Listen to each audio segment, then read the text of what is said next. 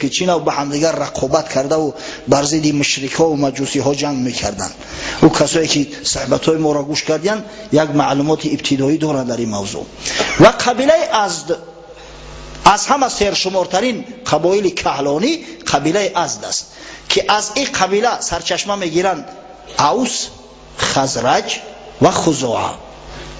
اوس خزرج هم میدونین اخی حضرتو، انصاری های مدینه. خزاعه هم تا قریش رهبریت و تولیت مکه در دست شو بود. حالا انشاءالله در این موضوع صحبت میکنیم. سبب مهاجرت شو چی شد؟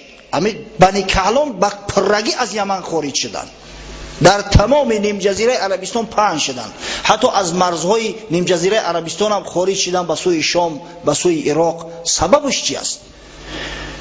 علما میگویند، بعضی ها میگویند که سبب اساسیش آن بود که وقتی رومی ها امپریای روم ساحل های بحر در یمن ضبط کردند و گرفتند بحر عربه و نگذاشتند که این بیچاره ها تجارتشون به طوری باید شاید دوام دهند، از این خاطر دیگه تجارتشو کساد شد، مجبور شدند ترک وطن کردند، مهاجرت اختیار کردند. اما بعضی دیگر میگویند که سبب اساسی هجرت سیلی بود که در قرآن خداوند با نام سیل عریم، یعنی سیل بنیان برکن او را ذکرش کرده است. در قرآن اومده است ذکرش. در سال 450 یا بر روایت دیگر 451 میلادی یک سیل بزرگش در یمن آمد، زمین های مردم شست، مال و ثروت مردم، جان های زیادی را برد و یک صد بود در غات چخیلش بگیم پلاتینا. تو پلاتینا نگم نمیفهمی. ما و شما الحمدلله مردم تاجیکستان پلاتینا را خوب میدونیم، یعنی هم سربند برای نگهداری آب. از بس که در یمن دولتداری بسیار قدیم است، از سال 1300 قبل از میلاد شروع شده است. در همونجا مردم یک صد درست کرده بودند، یک پلاتین درست کرده بودند و آبها را جمع میکردند، آبهای سیلی که از هر سمه اومد تمام سال زمین هاشون آبیاری میکردند. آب دیگه پرابلم نبود. این صد با نام صد معریب یاد می شود. همین سیل بنیانکن آمد پلاتین را شست برد، دیگه زمین های مردم خشک شد، دیگه امکان و علاج زراعت کاری نماند. مردم قحطی و گرسنگی قطعی وقتی که روبرو شدن ترک وطن کردند، از بحر وطنشو گذاشتن برفتن. شیخ سعدی میگه سعدی و حب وطن گرچه حدیث شریف، نتوان مرد به سختی که در اینجا زادم. اگر چند محبت وطن از ایمان است، میگه حدیث شریف است، اما به سختی در وطن مردن خوب نیست. برای جای تولد مامی جای و نمیخوام میگه به سختی در اینجا بمرم.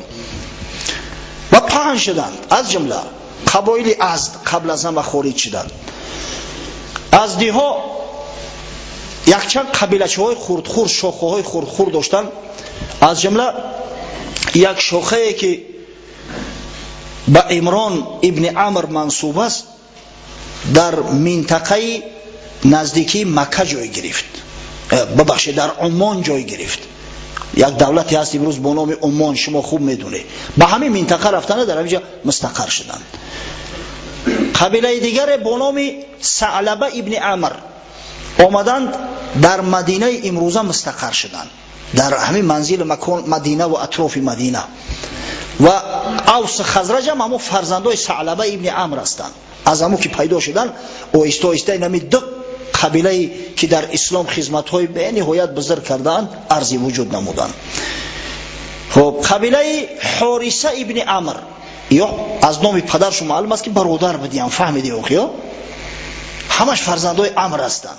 حارثه ابن عمرو اومدن در نزدیکی مکه سکونت اختیار کردن و عاقبت الامر اختیار مکه در دست شو غلطید. این قبیله با نام خزاعه در تاریخ یاد می شود. از بنی جرهم مکه را زدند و گرفتند.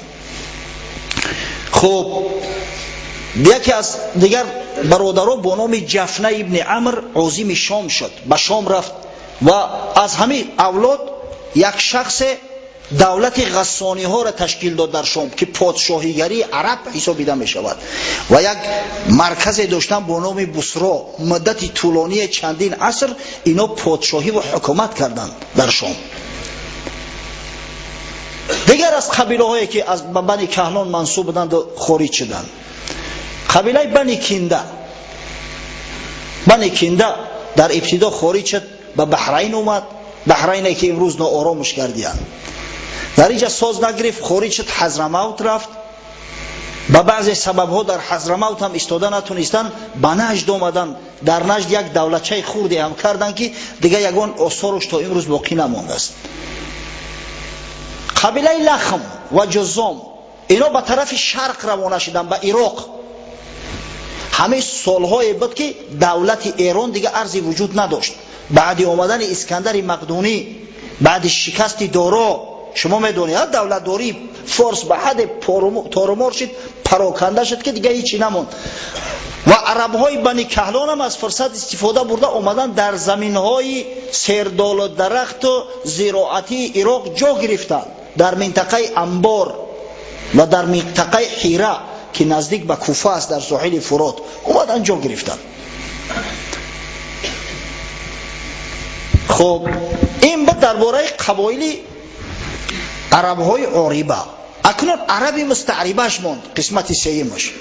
گفتیم عربی مستعربه فرزندان اسماعیل ابن ابراهیم علیه السلام هستند، فرزندان حضرت اسماعیل هستند. عربی مستعربه شما میدونید که حضرت ابراهیم علیه السلام در شهر اور یا اور نام یکی از شهرهای بین نهرین به دنیا آمده است.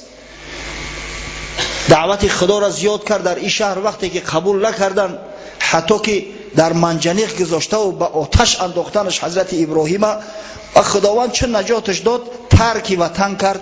در ابتدا به حران یکی از شهرهای فلسطین است اومد و بعد همی فلسطین مکان و مقری خود قرار داد، جای دعوت تبلیغ. چند بعد برای دعوت همراه زنش ساره مادرمان عازم مصر شد. قصه حضرت ابراهیم ساره و او پادشاه ظالم شما خوب میدونه، که وقت زیاد میرود اگر قصه کنیم کوتاه‌تر میگیریم که وقتی که او شاه بدگهر دید که واقعا بیبی ساره نزد خدای تعالی قدر منزله داشته است که دستش سری بیبی ساره دراز کرد، دستش خشک شد، خواست قدم بزنه، قدمش خشک شد. دیگه از ترس جان توبه کرد و با ساره مادرمون یک کنیزی را هدیه کرد با نام هاجر که اصلش از قبطی های مصر است، از قبطی های مصر. حتی بعضی از محققا از این دورتر رفتن، میگویند هاجر کنیزک نبود، هاجر اصلا دختر فرعون است. از جمله شیخ محمد سلیمان منصورپوری در کتابش رحمتا للعالمین همین قول اختیار کرده است. در تاریخ ابن خلدون هم اومده است. مورخ بزرگ شهیر ابن خلدون روایت میکند که وقتی عمرو ابن عاص مصر فتح کرد، اسلام در مصر جاری کرد، با قبطی ها وقتی صحبت کرد، با علمای قبطی، اونا گفتن که یک زمان فرعون در عین شمس با قبایل غیر در حال جنگ بود و زن فرعون یا به روایت دختر فرعون اسیر افتاد و همو را به اسارت گرفتن فروختن. عاقبت الامر همو اسیره کنیزی ابراهیم شد، سعید شما. به هر وجه صورت بیبی هاجر مادرمون مالش بیبی ساره شد و بیبی ساره هدیهش کردند. و از بس که بیبی ساره فرزند نداشت، سین سالش هم خیلی بزرگتر شده بود، کنیز گرفت با سیدنا ابراهیم علیه السلام هدیه کرد. حضرت ابراهیم از کنیز پسر یافت با نام اسماعیل. اگه این سبحان الله، این اصلا همین رشکی زن به حد است که بسیار بسیار تعجب آور است. به بیچاره مادر ما خودش کنیزه که به شوهرش هدیه کرد که از همین فرزند بیو، اما وقت فرزند یافت چنان در سوزی رشک سوخت که دیگر تاب طاقتش گم کرد. گفت این را میبری از چشمم دور میکنی.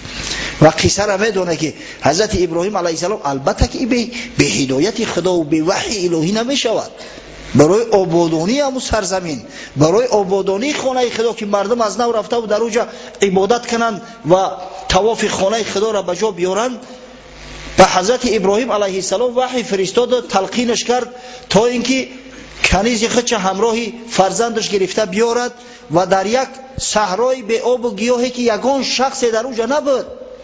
خانه کعبه در موضعی بود که اندک بلندتر بود از گرد اطرافش، یعنی سیل راه نبود، از دو طرفش سیل راه بود، شستگی و این در یک بلندی و ارتفاع بود. در همون موضع در جایی که امروز چاه زمزم است، همونجا فراورچو یک مشک آب و یک خلطه خرما همراهش داشت، نزدشان گذاشته، الوداع کرده بازگشت. و خداوند بزرگ توسط این تفلک چاه زمزم را که الحمدلله و المنه میلیون ها میلیون هر سال از آب آن سیراب میگردند و با هدیه گرفته و بهترین هدیه از برای قومهای خود میارن از حوض همون خداوند به توسط اسماعیل خردسال امت محمد صلی الله علیه و سلم را در مدت چقدر شده که حساب شما میدونه. به بعض روایات اسماعیل علیه السلام 2.5 سال قبل از تولید عیسی علیه السلام تولد شده است، زندگی کرده است. تا زمان ما شاید 5000 سال زیادتر گذشته باشد. انا همین مدت چاه زمزم عمل میکند و آبش کاسته نمیگردد و مسلمان ها سیراب میشوند. انا نعمت خدا. یک معلمه داشتیم در یونیورسیته، همین قصه را میکرده، بعد داد و فغان میکرد به خاطر همون کینه و کدورتی که به اسلام داشت. قصه حضرت ابراهیم میکرده، میگفت که 40 فرزندی خورده میبری در صحرا میپرتوی، اگر کسی مرا گوید که فرزندت کش من ویا میکشم، داد زده همین سخن میگفت. آخه ترا چی و سر تا به سر پیغمبرها گذاشتن چی؟ او پیغمبر خداست که او کارا میکنه.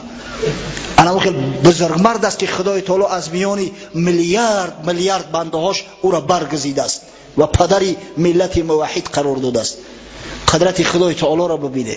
اینجا چند نفر همکورسا و همسبقم در مسجد هستند، همش میدونن که دروغ نمیگم. این زن یک فامیلش نمیگیریم، یک پسر داشته است، یک پسر. کسی همون پسر جانی من گوید کش، من خودش هم میکشم. پسرش یه روز در حالت مستی میه، مادرش چنان لگدکوب و مشتکوب میکنه که به همون ضربلت های دنیا گذشت برفت. این عاقبت کارش.